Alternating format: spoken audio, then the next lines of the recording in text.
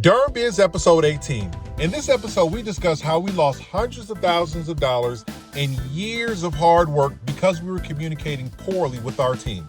We also discuss how you can avoid making the same mistakes we made by using Dr. Albert Mehrabian's 73855 rule.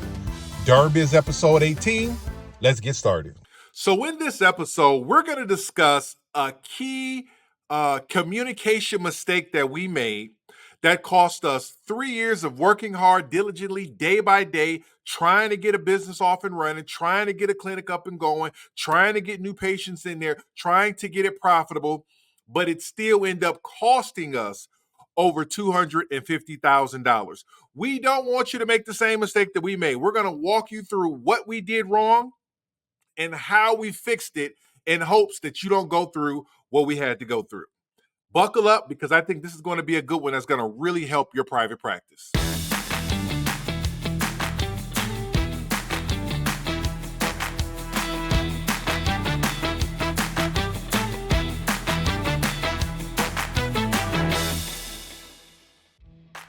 So this is truly a situation where a dream eventually becomes a nightmare. We had this dream of starting this away clinic that was going to be cosmetic based. It was going to be cash pay. It was going to be beautiful. It was going to provide all of the aesthetic services. People were going to love it. The staff was going to love working there. The patients were going to love working there. We were going to love owning it and building it and operating it and working there. And all of those dreams eventually became a nightmare. We eventually found ourselves in a situation where the business was draining cash on a week-to-week basis, where there was high turnover amongst the staff members, where there were just different things going on that caused us stress. And it was frustrating because that stressful business was always compared to the other successful business that we had. And so let me explain exactly what happened. We started our first private practice in 2018, and we were excited, and we got started, and we had success instantaneously. And that instantaneous success inflated our own belief in our own personal abilities. We thought that we could, anything we touched would turn to gold. We decided 4 months after launching our first private practice that we should launch another practice in a completely different state, a state that we believe that we could run this completely successful practice in 1 week a month. This is not me saying that that's not possible, but we didn't have the experience, nor did we have the systems in place to do this. And the biggest area that caused us the most problems and frustration was our poor system of communication with the leadership in that clinic and with the rest of the staff in that clinic. Here's the mistake we made. We delegated all of the communication with the team there to the manager that we hired. That was mistake number one. Mistake number two is we did not communicate effectively with the manager there. The result of those situations were we found out that there was communication between the manager and the team there that wasn't quite honest, that wasn't quite up to par on what was actually going on. We found out that people were stealing. We found out that people were just not living up to the standard that we had set and that we were enforcing in our first private practice. And so what we decided to do was we made a change, and we said, okay, we're going to change the way we communicate. Once we found out some of these issues were going on, we got new management in that practice. We hired a new person, and we started to create a weekly feedback program. And in this weekly feedback program, we would ask the manager to email us weekly, answering a series of questions that would give us an understanding of how they're doing, how the clinic is doing, any issues that they have, any problems that they have, any concerns that they have. What we were doing is we were trying to operate off of Jack Canfield's philosophy, and he says that feedback is the breakfast of champions. So we were seeking feedback. What we didn't realize is we were violating a key communication principle. See, we were either getting feedback from emails, the written form, or getting feedback from phone calls, the verbal form. Not realizing that by doing those two things, we were missing out on the majority of the communication that was able to go on through actual face-to-face contact. This was something I didn't understand at the time. I recently learned some new information. a rule that if I would have knew years ago, maybe would have prevented us from wasting those 3 years and losing, those hundreds of thousands of dollars. This is a rule by psychologist Dr. Albert Morabian.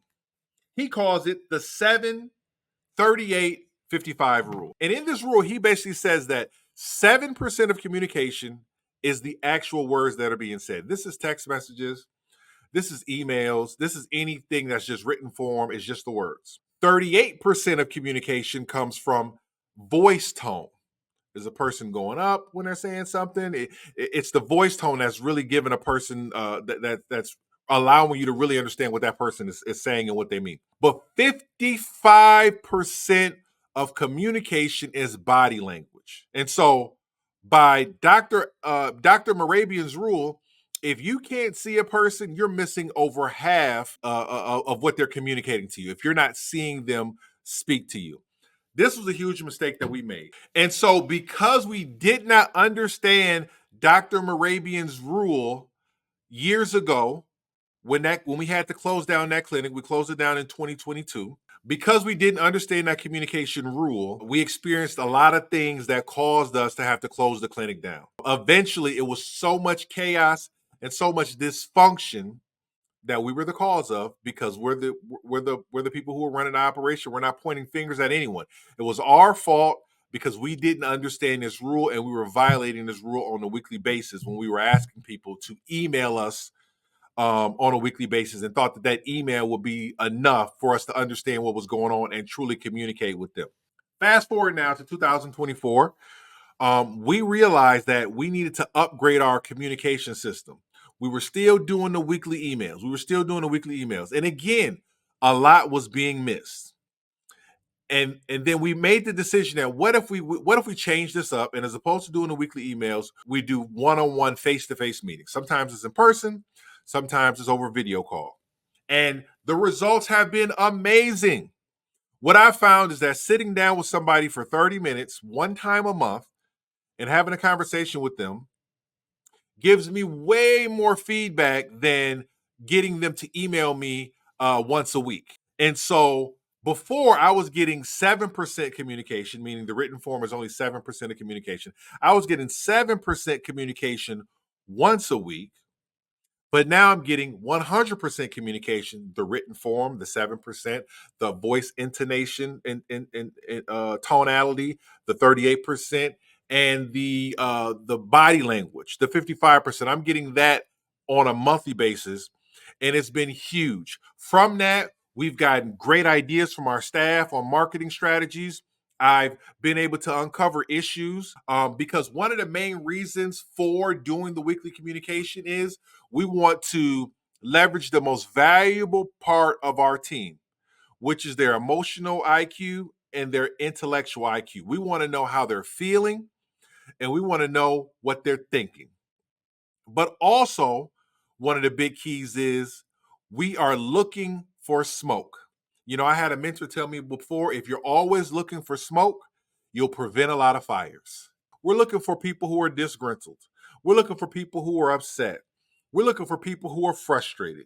We're looking for people who feel like they've been wronged by us as management and leadership, or by someone else in the team. We're looking for these problems because if we can catch them early, it's a good possibility that we can address them. And so we were missing so many of those things, the recommendations, the ideas, the potential problems, when we were just seeking information via the written form. And oftentimes, the written form information caused more confusion and chaos that had to be sorted out later. My huge recommendation for you is seek feedback from your team. Seek feedback from your team so you can avoid problems, so you can preemptively avoid problems. You're being proactive. And so you're not waiting for something to happen to react to it. You're proactively solving them and addressing them as they go along. But the highest form of feedback is face-to-face communication. If you can't do it sitting down with somebody, do a video call. Either way, that face-to-face communication, that consistency of building that relationship on a face-to-face basis, you're going to get the total spectrum of communication as opposed to just getting the 7%. So the key points to wrap up here is: one, don't rely on your team to come to you with problems. Don't rely for your team to come to you with ideas or opportunities that you could take advantage of in your clinic. You want to make sure that you're proactive in communicating with them on a regular basis so you can uncover those things. Number two, don't rely on written communication, because written communication is 7% communication. Written communication is 7% communication. If you want to understand the entire story, if you want to get the clearest picture and understanding of what your team is communicating with you, you cannot forget the 7-38-55 rule. Only 7% of the words that they say is part of the communication. 38% is their voice tone, and 55% is their body language. By the way, you want to make sure that they're doing this on the clock. This is part of their job. They should get paid for it. But it's going to save you so much time and money, in my personal opinion. It's been beneficial to us.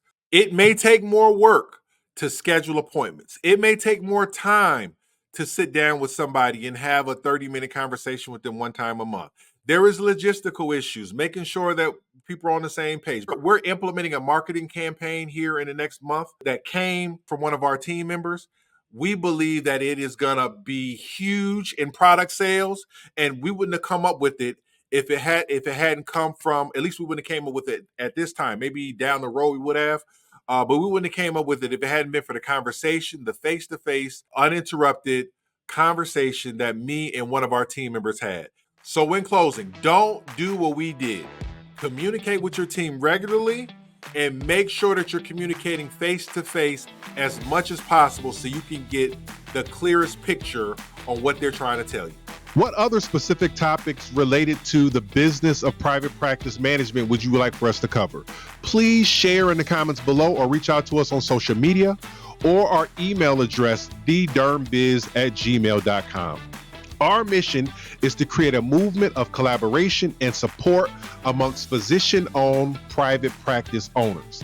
If you would like to join that movement, again, don't forget to like, share, comment, and please don't forget to subscribe.